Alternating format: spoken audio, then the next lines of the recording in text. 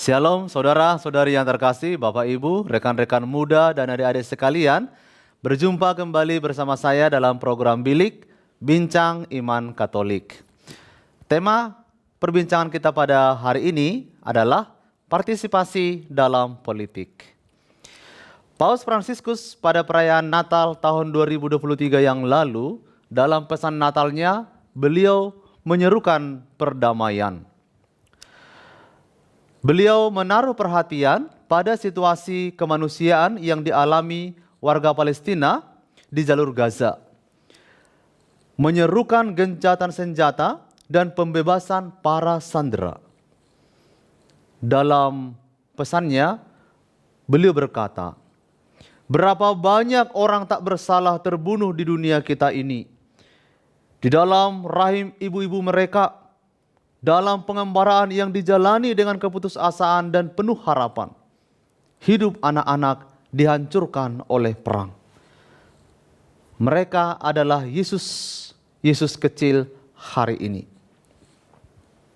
Saudara-saudari yang terkasih, seruan Paus Fransiskus ini adalah ungkapan partisipasi gereja dalam politik.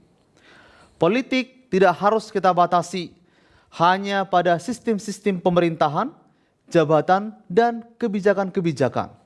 Tetapi politik itu juga harus kita maknai dalam bela rasa, tanggung jawab moral, demi menjunjung tinggi martabat manusia, dan mewujudkan kesejahteraan bersama.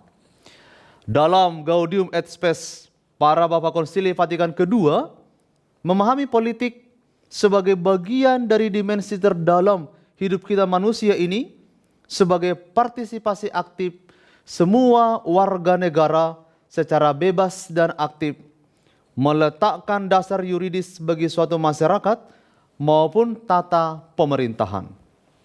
Dengan kata lain, setiap warga negara mempunyai hak dan kewajiban untuk membangun kesejahteraan umum sebagai tujuan dari politik. Katolik dan politik itu tidaklah bertentangan, tetapi bersatu untuk mengangkat martabat manusia secara utuh. Ketika politik mengejar kebaikan tertinggi bagi semua warga negara, gereja menghadirkan kebaikan tertinggi dalam hidup menggereja. Politik berada dalam ranah tata dunia, sedangkan Katolik mewartakan tata baru, yaitu keselamatan.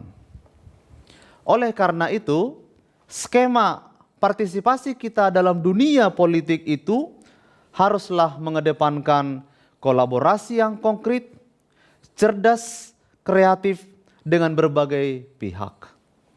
Saudara-saudari yang terkasih, tata politik tidak hanya berkaitan dengan partai politik atau kekuasaan semata, tetapi juga tata hidup bersama secara menyeluruh yang menjangkau ranah etika, ilmu pengetahuan, komunikasi, kesehatan, pendidikan, dan lain sebagainya.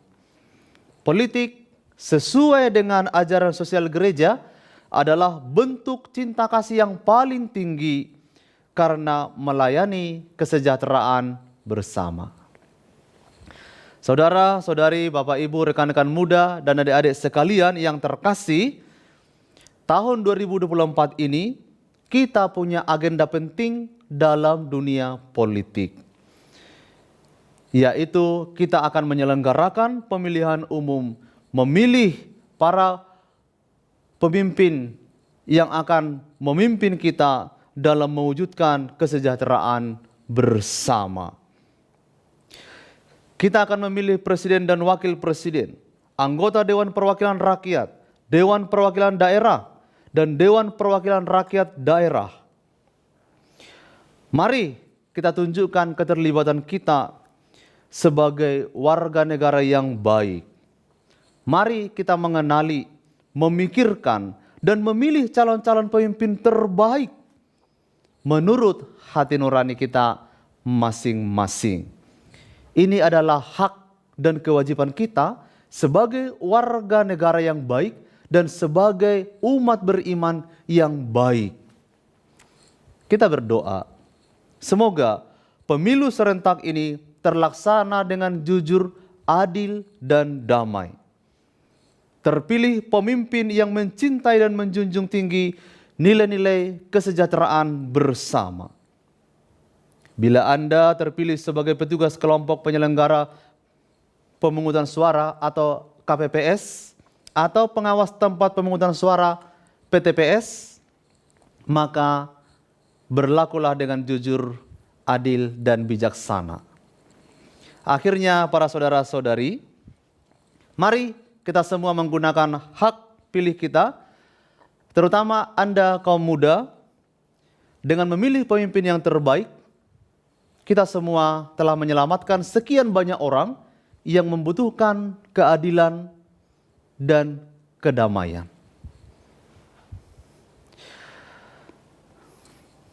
Akhirnya, mari kita melaksanakan pemilu ini dengan bijaksana.